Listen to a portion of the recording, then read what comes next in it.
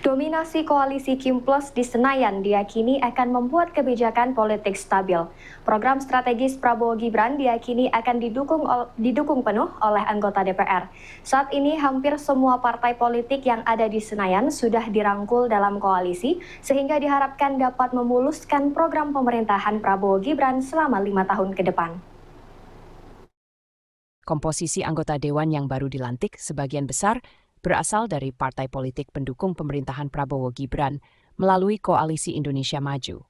Plus, saat ini tersisa hanya PDI Perjuangan yang belum bisa dirangkul. Dalam pandangan dosen politik FISIP UB Novi Setia Yunus, hal ini diyakini akan membuat politik lebih stabil.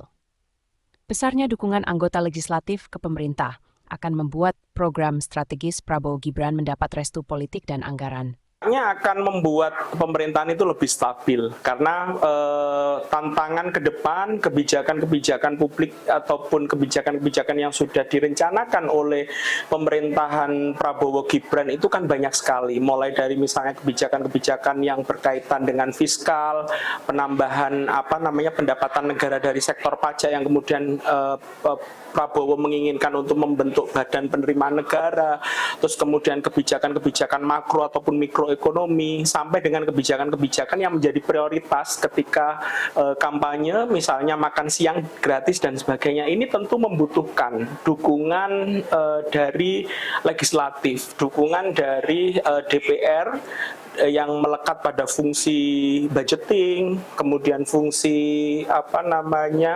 legislasi, dan yang paling penting adalah fungsi check and balances itu juga harus bisa berjalan dengan maksimal. Meskipun kita tidak bisa banyak berharap ya ketika porsi koalisi ataupun partai-partai pendukung pemerintah itu jumlahnya. Namun publik berharap agar anggota Dewan dapat tetap kritis, walaupun berada dalam satu perahu besar koalisi. Diharapkan berbagai kebijakan di masa lalu yang tidak sesuai regulasi tidak terulang kembali, sehingga semua bentuk kebijakan dan dukungan kepada pemerintah berdasarkan pertimbangan yang matang.